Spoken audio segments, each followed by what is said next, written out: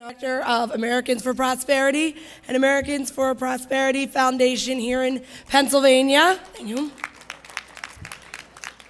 We're a grassroots, for those of you who don't know us, we're a grassroots free market organization, and we have 120,000 members. But I think what has made us most famous is we're the guys that got our tents torn down by the unions in Michigan, but we won anyway, so you know.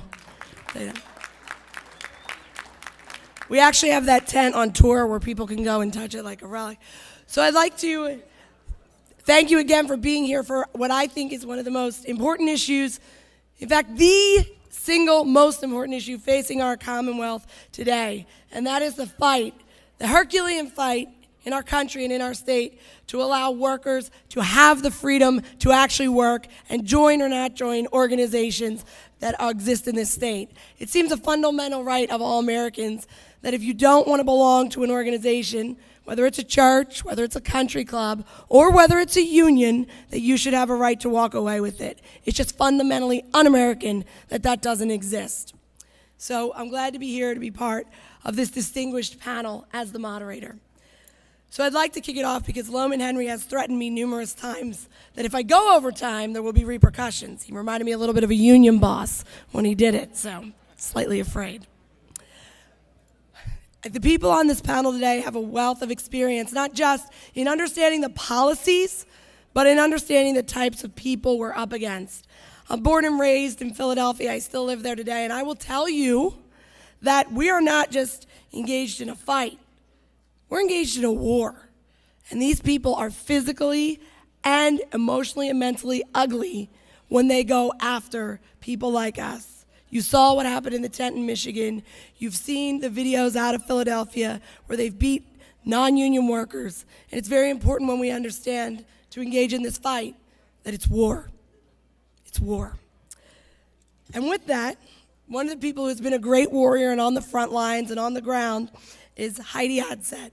She's the vice president of Stop Teacher Strike and a school board director in the Westchester area school district in Chester County.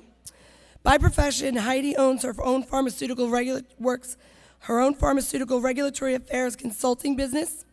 And when the teacher unions threatened to strike in the summer of 2012, Heidi publicly called for a ban on teacher strike. She was the only school board director, the only one, to vote against a compulsory union contract for the district support staff employees. Heidi was also part of the 2012 grassroots team representing non-union employees in what the teachers union called fair share for arbitration hearing. The end result of her work was an historic refund of forced dues across Pennsylvania for all non-union employees forced into an affiliation with the PSEA-NEA. Please welcome Heidi.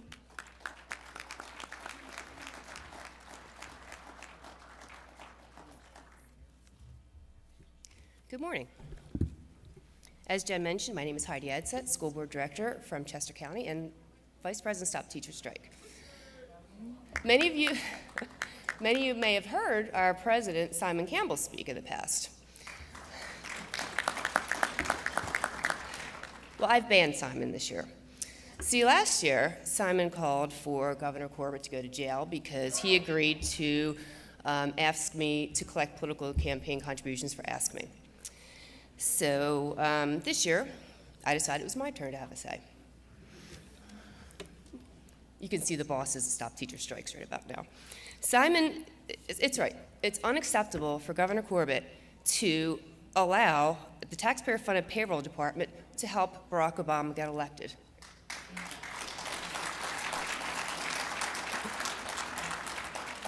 And I'd like to thank Representative Cutler for introducing a bill that would make it illegal for Governor Corbett to process campaign contributions on behalf of the public sector unions.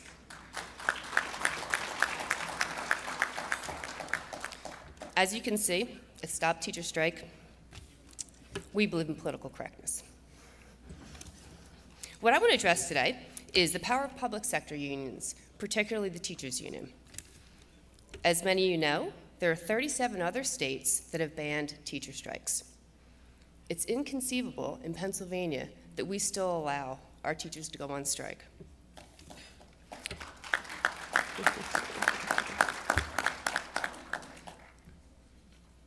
A strike against educational, at Stop Teacher Strike, our view is quite clear. A strike in the public sector is a strike against the public interest. In 1981, 11,000 traffic controllers went on strike. Then President Reagan said, you have 48 hours to go back to work, or you're fired. And they didn't listen to him, and they were fired.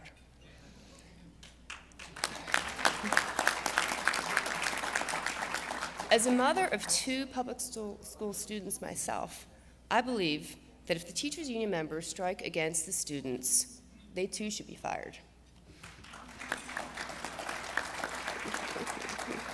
I applaud the efforts of Representative Will Tallman and Darrell Metcalf, who are working on legislation this year that will make our state the 38th state to ban teacher strikes.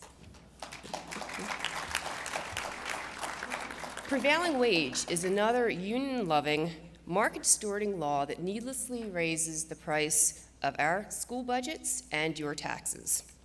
However, the most harmful of all to Pennsylvania is the fact that we are not a right-to-work state. It's true right-to-work states have been shown to be economically more prosperous than non-right-to-work states. However, freedom is not an economic statistic. It's an idea. It's a belief system. Union officials refer to compulsory dues as being fair share, as if the theft of individual liberty and forced seizure of money from one's paycheck could have a pleasant name.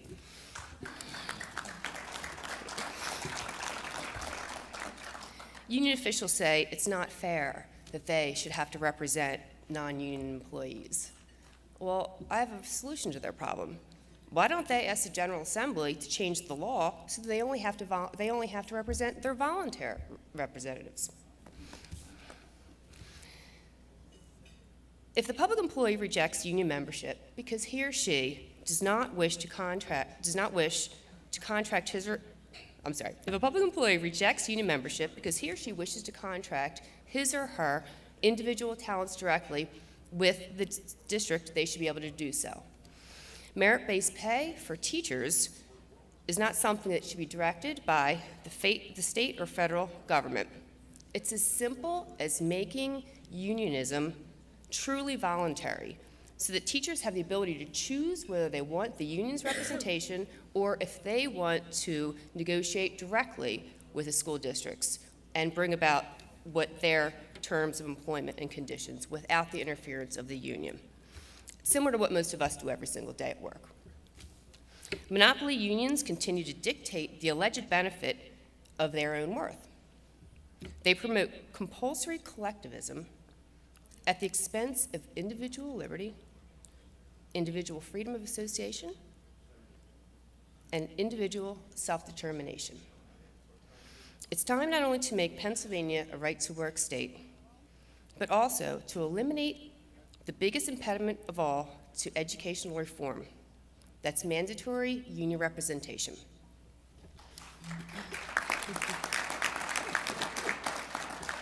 In closing, we would need to restore the idea of public service to the public sector by freeing the tens of thousands of dedicated non-union employees from the un-American tyranny of compulsory unionism.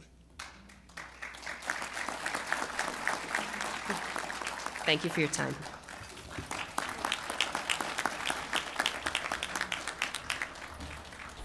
Our next speaker is well known to everyone here. And again, I apologize for my voice. I know, as my husband said, how lucky is the PLC that they might have a weekend of you not talking. He said, that's remarkable. I wish I wasn't traveling so I could be there.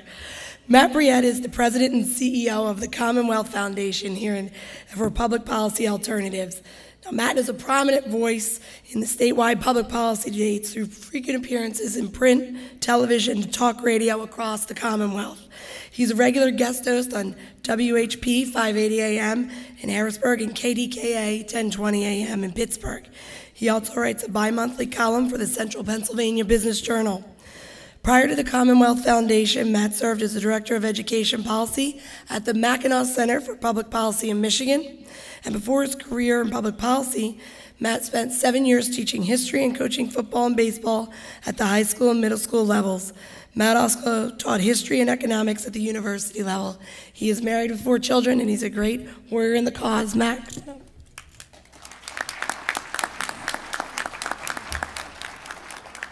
Thank you, Jen, and it is the last of that that's most important. Why I do what I do, it's for my 4 kids, and your kids are grandkids, because our way of life is absolutely threatened today, and we face a common enemy in all of the battles, the most important issues of our day, a common enemy that would deprive us of our life, our liberty, and our pursuit of happiness.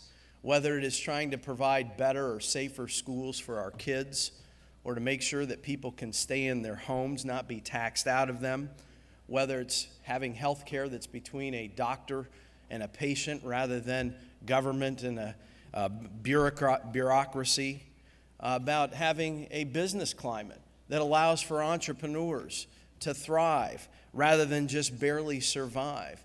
It's really about our levels of taxation, our levels of spending, our levels of debt, all of the things that are important to us, that are really keys to our life, our liberty, our pursuit of happiness. And I'll tell you what, name an important policy issue that affects your life, and I'll guarantee you that this common enemy is there fighting against you. And who is that?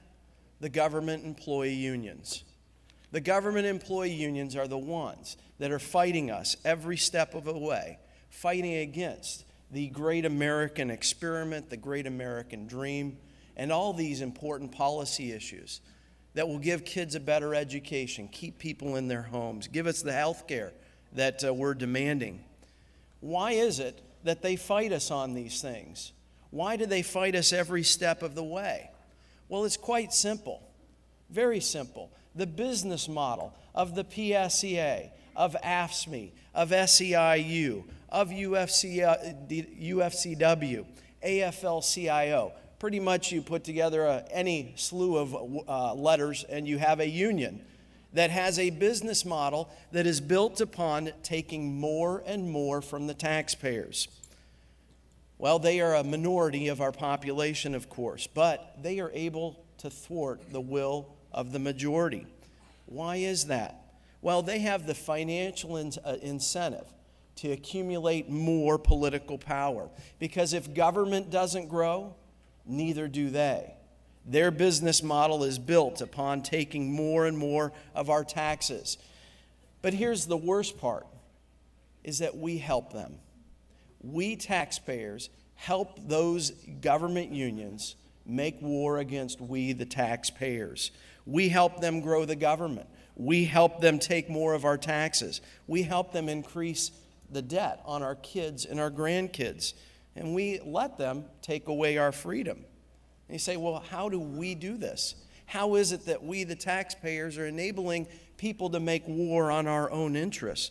Well, it's quite simple. We collect all of their political money for them. We do it. We pay for them we pay them essentially to make war on us, the taxpayers. This is something that has to stop. We cannot allow people who use our money against us to continue to do so, because they're going to kill the taxpayers in the process.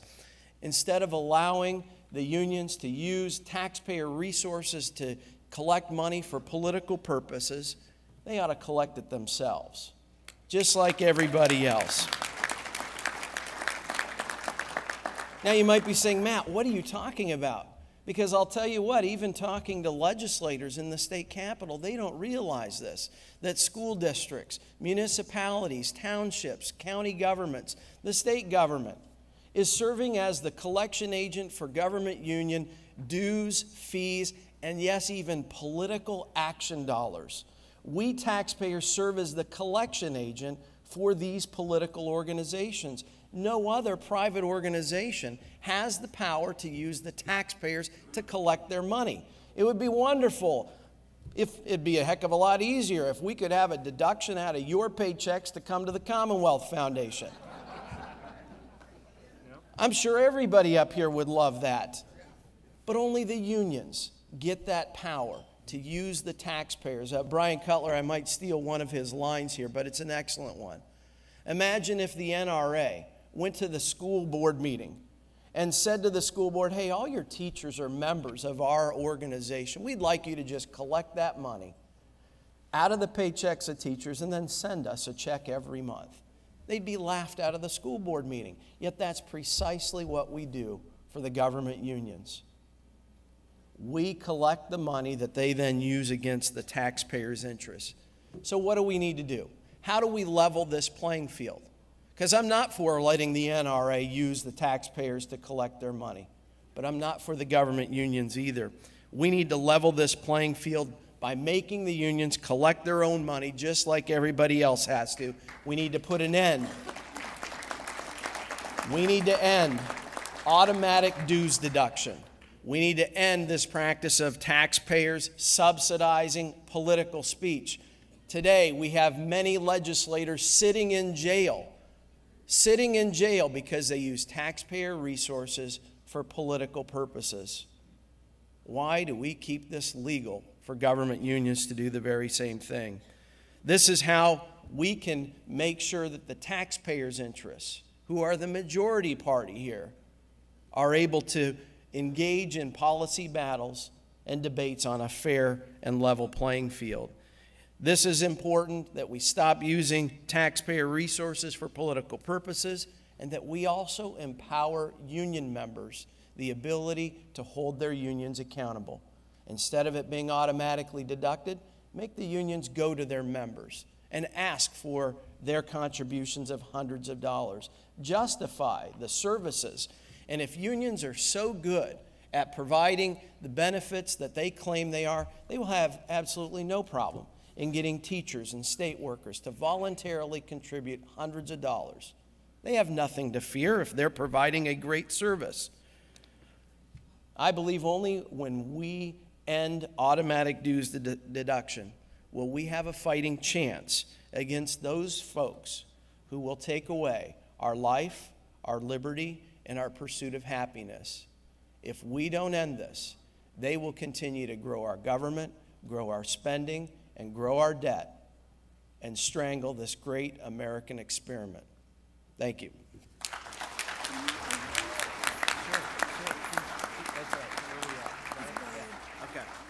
I'm taking over for Jen. She has totally lost her voice now. Everybody, they're welcome. Yes, yeah, she says you're welcome. Yeah. Her handle for Twitter is Stefano Speaks. Now it's Silent Stefano, so you can follow her there, like Silent Cow. This is easy for me to do because I know all these folks up here, some great folks. Brian Cutler is our next speaker. He is a state representative from the 100th District in Lancaster. It's been a pleasure getting to know Brian over the last couple of years. He is a representative of the type of people that are coming to Harrisburg grounded in principle, applying those to the policy-making process. And while he has an R after his name, you can guarantee that he has a P for the principles that he brings to every policy battle. And it's been a pleasure to work with him on a number of areas. So without taking up any more of his time, Representative Brian Cutler.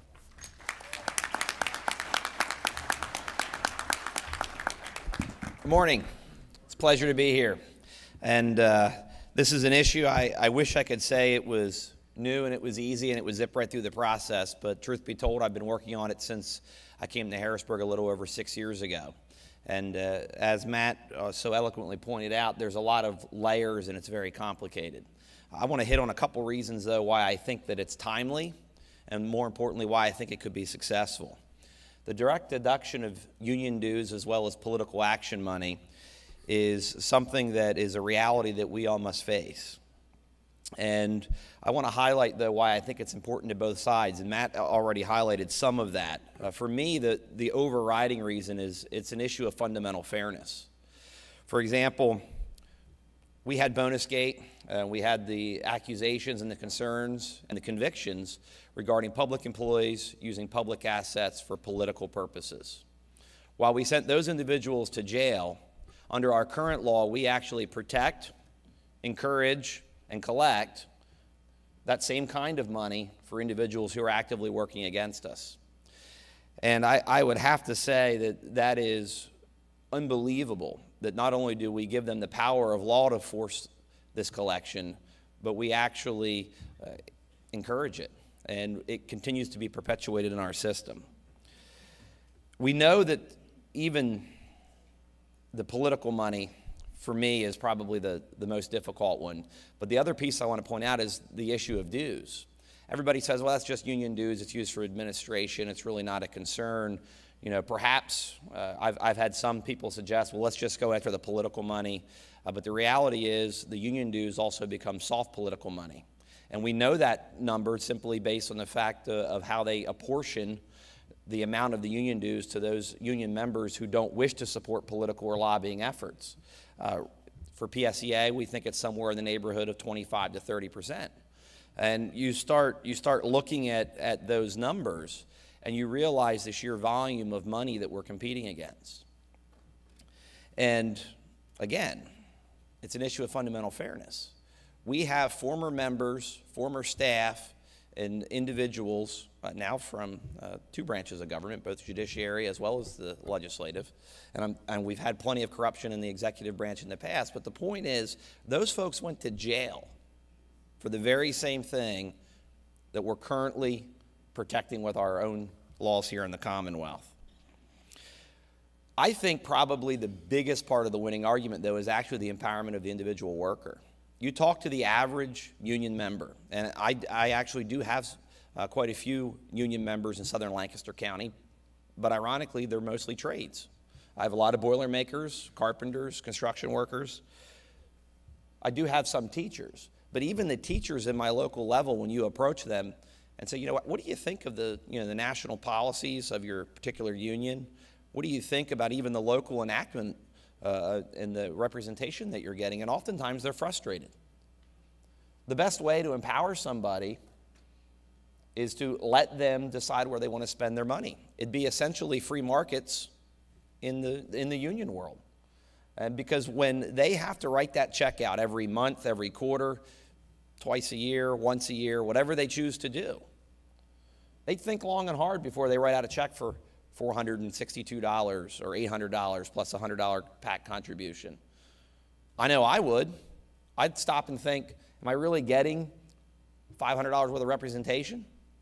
Are they really supporting the kinds of policies, candidates, and individuals that I would if I were sending this check to someone? And oftentimes, at least from the local folks that I've talked to, the answer is no. So I think it's good for the individual worker if we empower them.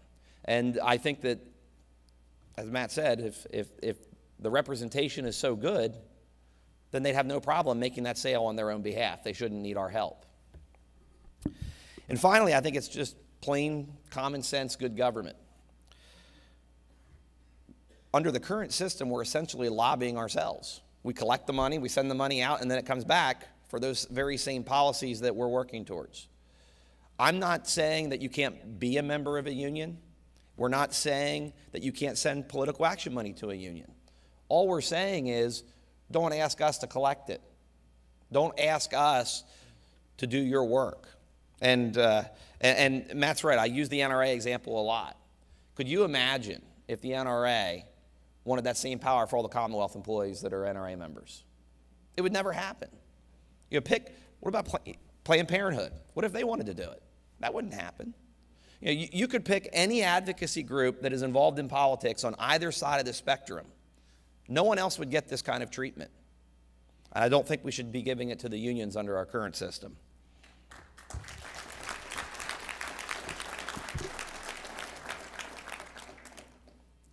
So to highlight, it's good government. I'd argue it's common sense. I'd also argue that it really, truly empowers the individual worker. But most importantly, it's fair. And that's the three reasons that I keep advocating for in the Capitol as I work the bill and we work through the issues. The reality is it's been 6 years. I don't know how many more it's going to be, but I can tell you this. We need your help. We need your help to educate on the issue because I continually run into members or colleagues or staff members who don't even realize that we're already doing this. And when you start explaining it and showing the mailers that go out that are educational in nature, but say vote for and then fill in the name of a candidate, people are shocked to think that our tax money is being used to collect that money and then send it out to essentially work against ourselves. So I encourage everybody to stay involved, be supportive of the issue, and if you have any questions, please feel free to email me. And I know you can't speak, but you could be tweeting. So thank you. Thank you, Brian. Questions, if you have them, write them down, bring them up to me. I'll be managing that after our final two speakers. Next is Leo Knepper. Leo is the Executive Director of the Citizens Alliance of Pennsylvania, otherwise known as CAP. You can find them online at empowerpa.org. Prior to becoming Executive Director of CAP, Leo was working with Heritage Action, the political affiliate of the Heritage Foundation. So, Leo, come on up.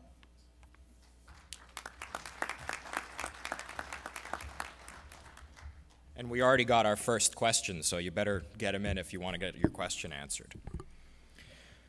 Thanks, everybody, for coming out early on a Saturday morning.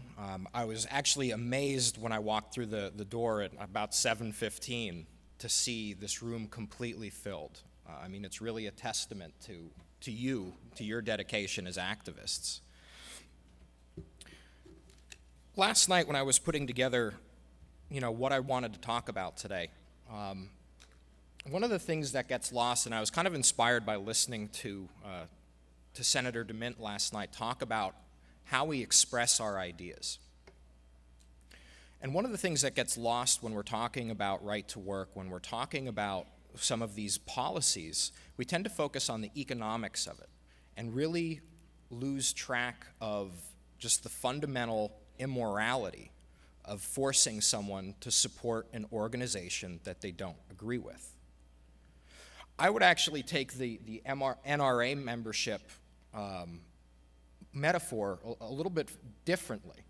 When you look at what happens in Pennsylvania because of our labor laws, it wouldn't just be that the NRA members who are teachers are forced or have their dues deducted from their paycheck. It would be as if there was 100 teachers, 51 of them decided to join the NRA, and the other 49 were also forced to pay the NRA membership dues. Could you imagine the uproar if that happened? Could you imagine the talking heads on MSNBC? They would explode.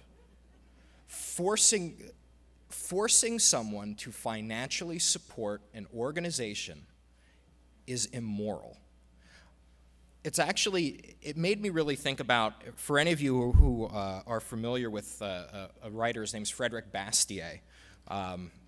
He wrote an incredible book after the French Revolution while the socialists were coming to power called The Law. And he actually had a very interesting term for some of the redistribution that he saw happening. He called it legal plunder. So just listen to this definition and you'll see why forced unionization kind of brought this to mind. How is this legal plunder to be identified?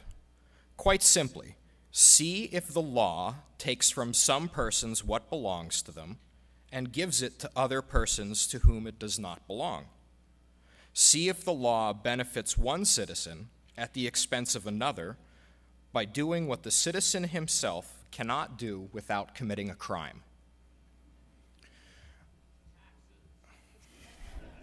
There are a lot of examples, but looking at the union example, if someone were to come to me or go to my bank and take money out of my account without my permission, that would be theft. In Pennsylvania, we call it a fair share fee. Same thing, just depends on how you frame the issue. And where we've lost in the past is really getting away from the morality of the issue. while economics might be something difficult for people to kind of wrap their minds around, you get into all the percentages and facts and figures and countervailing arguments, the idea of fundamental freedom is something that everybody can really identify with. I guess the last thing that I really wanted to just touch on is we talk about how can we get these policies accomplished. One of the biggest obstacles to getting these things accomplished is entrenched special interests in Harrisburg. Let me give you two quick examples. If the Republican Party, who controls the House and Senate, were interested in advancing reforms to labor, like right to work, prevailing wage reforms, would they name someone to head the Labor Committee who was endorsed by the AFL-CIO? What do you think? Does that make sense? Okay, well, they did. The gentleman who runs the Labor Committee, his name is Mario Scavello, and he was endorsed by the AFL-CIO in his last election. Explain that logic to me. The other item, just to kind of bring to your attention, is if the Republican Party in Pennsylvania were interested in enacting labor reforms, do you think that there would be a Republican representative who was allowed in the open to run a political action committee that was funded almost entirely by unions? What do you think? Okay, well, they do. Representative Gene DiGirolamo from Bucks County has a political action committee called Good Jobs PA, ironically, and it is almost entirely funded by unions. This happens out in the open. You can look up the website online. He then distributes this money to other kind of weak-kneed Republicans. This happens in the open. This happens all the time, and the people who we are electing and who call themselves leaders are doing nothing about it. Until they change the culture of what is acceptable in Harrisburg, we're going to keep getting the same results. Thank you.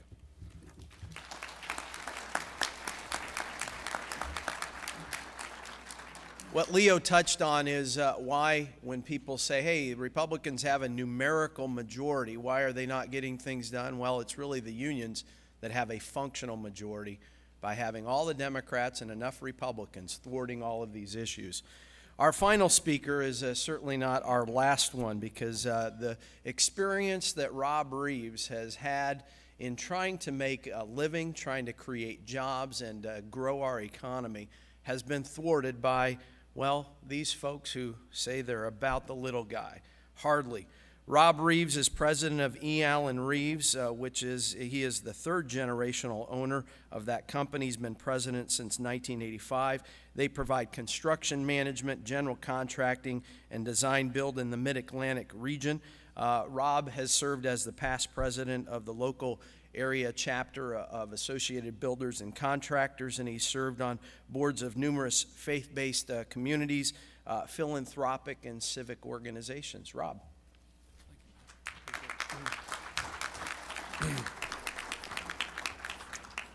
Thank you. As you mentioned, we've been in business 95 years. Our 3 children are also in the business now, and I'm proud to say that the business is continuing. We are a merit shop contractor, meaning we select our employees and the subcontractors we work with based on their merit, their skills, and their talents, not necessarily whether they have an affiliation with a labor organization or not. Our employees are open shop, and we have access to all the market, both open shop and union subcontractors. Nationally, I wonder what you would think is the percentage of open shop and union in the marketplace. Well, nationally, about 88% of the construction is done by open shop, about 12% by the unions. And in Pennsylvania, it's approximately 80% open shop and about 20% union. The choice of words and the selection of images is very important in politics and business and marketing. Jim DeMent mentioned last night messaging, and Brittany mentioned it this morning. And it's a very important that we define ourselves, I think. We're all familiar with the Affordable Health Care Act, which is anything but affordable. But the choice of words and images is important, and the other side does it better than we do. I believe, and have for many years said in construction, we, the 88%, should define ourselves and use the term open shop. I choose not to use the word non-union. I don't think we should define ourselves in a negative way, with a negative connotation, and we shouldn't define ourselves in a confining way that only deals with labor relations. So words are important and images are important. There's a long history of union intimidation and violence nationally and in the Philadelphia area against open shop contractors, their employees, and the owners that use them.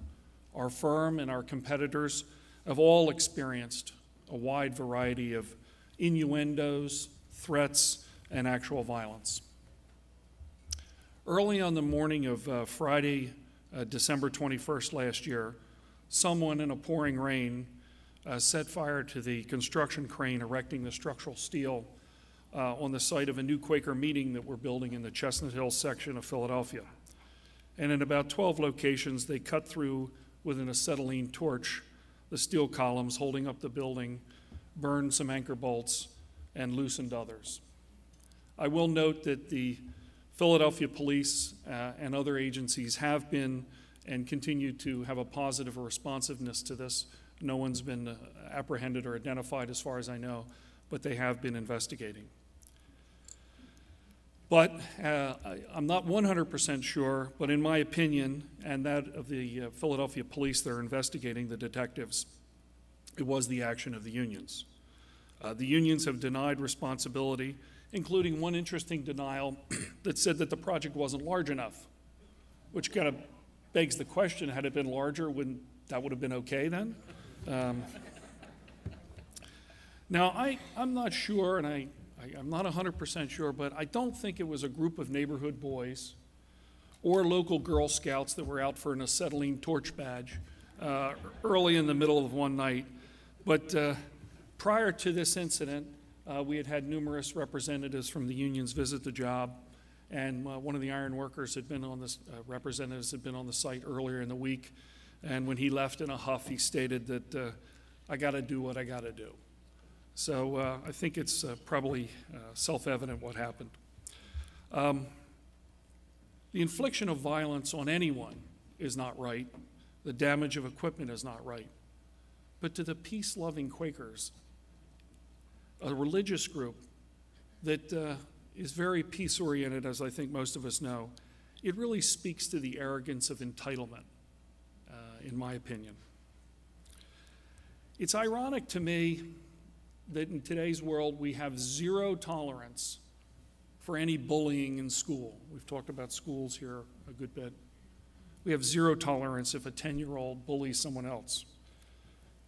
But yet when an adult bullies, our community leaders look the other way, or they reward them with special preferences. Why is this? Well, I believe there's a culture of corruption with special interests aligned together that selectively look the other way when their own self-best interest is at heart. And there are also others that are fearful that something will happen to them. This will not change until political leadership aligned with the unions, publicly and privately, condemn union violence, as they do any other violence in society. That leadership can continue to support unions, but not their violent acts and tactics. Additionally, most of the largest educational institutions in Philadelphia have union-only construction policies, which add about 20 to 30% additional cost to any construction getting done. It was also mentioned prevailing wage in all the public construction that's done, which also adds a tremendous cost to the taxpayer. So the private institutions are funded by contribution and the public by tax dollars. I would also add that design professionals in our industry, the architects and the engineers who have a lot of influence in the marketplace, have largely been silent.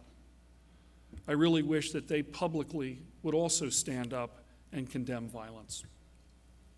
Additionally, the federal government, by executive order, many states and local governments openly discriminate against the 88% open shop majority of national construction workers with PLAs, union-only project labor agreements that require many taxpayer-paid projects to be built union-only. Where's the fair share? Where's the equal treatment under the law? In politics lately, there's been a lot of focus on making the top 1% of earners pay a little bit more, to pay their fair share. In construction, the top 12%ers, mostly the union members, are subsidized by the government, winked at by the leaders for their bullying, and are the most violent in the marketplace. Let's stop the bad behavior of bullies.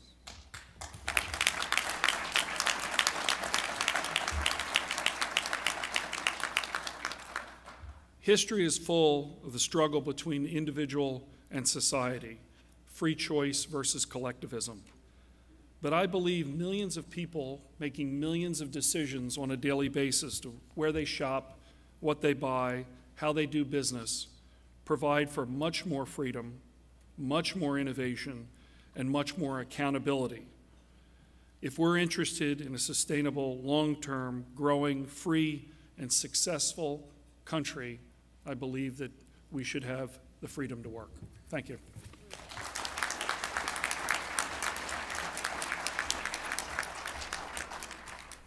Thank you, Rob, and thank you for what you're doing in the Southeast to bring that freedom back. We have a number of questions. Certainly, if you have others, bring them up.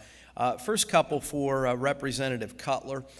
In terms of the status of your bill, bill number, co-sponsors, and then the big question that I think a lot of people have is how can they be effectively advocating for this? Great question, thanks. Oh, sorry. Last session it was House Bill 1418. It's still currently out for co-sponsors, so we don't have a number assigned yet. We're at 35 or 37 co-sponsors, if I remember correctly, so I'm actually very encouraged by that. That's about a dozen more than we had last session.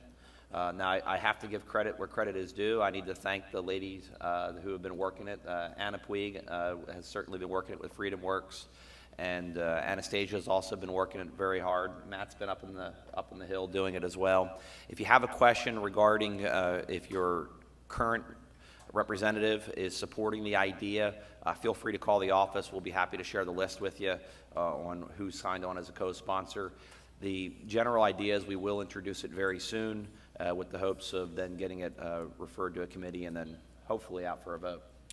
And so you're aware, State Senator John Eichelberger has a similar piece of legislation in the Senate and is working at it from that angle, and there will be efforts to conjoin those two efforts going forward for the taxpayers. The issue of prevailing wage came up on a couple of the questions. For those that don't know, prevailing wage is where the government sets a level of compensation for construction projects, public construction projects. So they say if you're a bricklayer, here's how much you will pay, or you are a drywaller, or depending on the level or the category of employment. It is in fact the only place in which when the government contracts for work that they set the pay for the people that are at the private employer. For example, the state contracts cafeteria work, but we don't tell them how much you have to pay the cashier or the fry cook or the person stocking the salad buffet. But we do that in construction. It's the only thing in government. Of course, it is a benefit to organized labor. This question, I guess, is for Brian. Last year, there was an effort to just increase the threshold at which prevailing wage would apply. It hadn't been changed since 1961 at $25,000, which at that point was the cost of the average house in Pennsylvania. Today, if it was in inflation, it'd be what, 180,000, I think? 189, I think. Okay. What's the status of addressing that? Because that's one way. We hear a lot about transportation. That's one way that we could quickly have our transportation dollars we're already spending go further to filling potholes and such. Is that an opportunity, or is this just another where the unions have a stranglehold on legislation? We did move a bill regarding prevailing wage out of Labor Committee earlier this week, but it only moved it to a $100,000 threshold, which is, it is better than the $25,000, but truthfully, most of the jobs that would have qualified at 25 are still going to qualify at 100. So there is movement. The political reality is we came up a few votes short last session, and I would simply offer that we've been trying. Many of us have been trying to get that, and I'm on all the bills that are related to prevailing wage reform. While we've been working on it, we've always come up a few votes short, and I think that really highlights the need to kind of concentrate on those areas or those items where we actually can find some consensus. And I know it looks like a shameless plug, but that's why I think the union dues bill is so important, because that is one where we can get across the current divide between labor and taxpayer. We can bridge that with this bill because it's something that people on both sides of the issue understand and appreciate. I know Leo would like to weigh in, and Rob as well. Just real quick, this is actually a really interesting example when you bring up the prevailing wage legislation. I think most of the people in this room would really like to know who the folks were in the House who were opposed to the prevailing wage reform.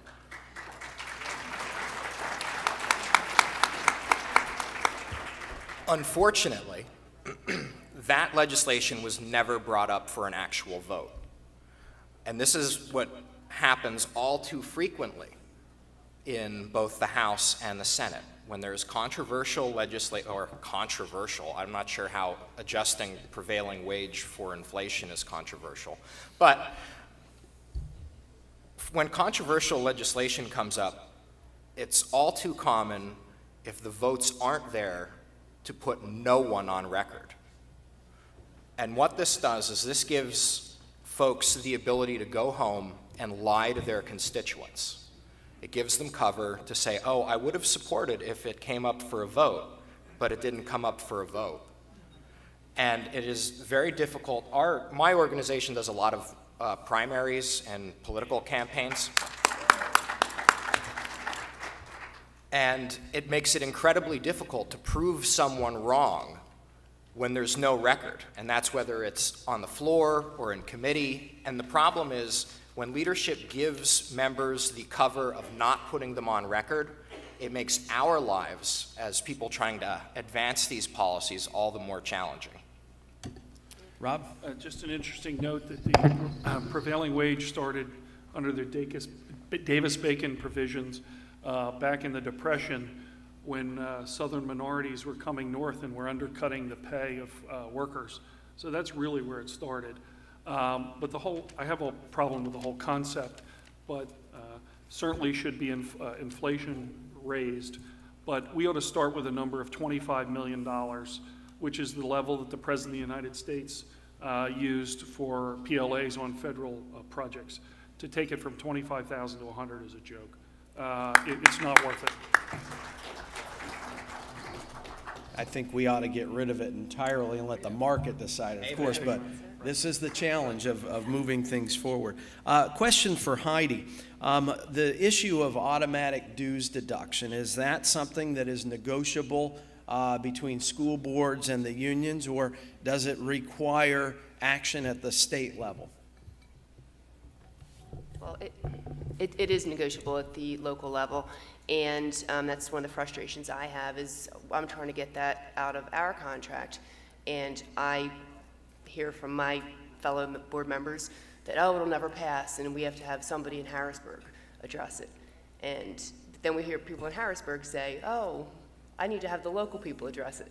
So it's very frustrating when, we're trying to get this out of the contract, because I don't believe in it, and nobody else wants to stand up and fight. So, but I'll keep fighting. Well, this is the key. If we have these, yes, indeed. If we have these brush fires happening, we have 500 school districts, and your opportunities, I know we've got school districts with contracts coming up, and this is something that school boards can negotiate and say, no longer are we going to have the taxpayers subsidize your political work. This would absolutely help, I believe, Representative Cutler's efforts in Harrisburg to help make that case. Our time is almost up. Yes, you want to weigh in, Brian? I just want to add something to that, Matt, because I think that's an important piece. All too often, individuals want to defer to Harrisburg. I mean, I believe as conservatives, we should be focusing on local control. And in this, but in particular on this issue, if the union had to fight at 500 school boards as opposed to one effort in Harrisburg, or 501 fights if we're doing them all at the same time, that certainly would spread the resources that we're collecting for them. Absolutely. Well, in our remaining time, if we would like to just have some closing remarks, we'll start with Leo and work this way. Your thoughts on things. Take 30 seconds if you like. 30 seconds. I actually would like to applaud Rob Reeves and the other open shop contractors in the Philadelphia area. For those of us here, it's easy to talk about, you know, doing the right thing and everything like that, but for guys like Rob and you know, some of the other open shop contractors, these are guys who are literally taking their lives into their own hands by doing what they're doing. Thank you. Heidi, any final remarks? Yeah, I would just like to say that I think it's very important that the citizens take their representatives and their elected officials and hold them accountable for what's going on, and don't just expect that it's getting done, because they need to get things done locally, use their voices, and get this information out and make a change, because we need to fight and we need to hold the people accountable. Because I'm being held accountable by the unions for standing up and fighting, so I want my conservative friends to hold the people who are not doing the right job accountable. Thank you. On prevailing wage, maybe we ought to have the freedom of choice. And we talk about 501 school districts. Maybe we ought to have local option where they could vote locally whether to have prevailing wage or not.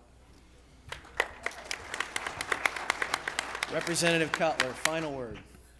I just want to thank everybody for being so engaged to come out on a Saturday morning. I think that's important. And I want to encourage you to stay involved on this, and let's concentrate on those things that we think can be accomplished. And I know I keep coming back to it, but the fact that we can bridge the gap between labor and taxpayers, I think, on this single issue, I think that is a good debate to have, because I would love to have the unions defend why they think that they should get treatment that sent some individuals to jail. Loman, we're under time. Thank you all, everyone. Give a hand here.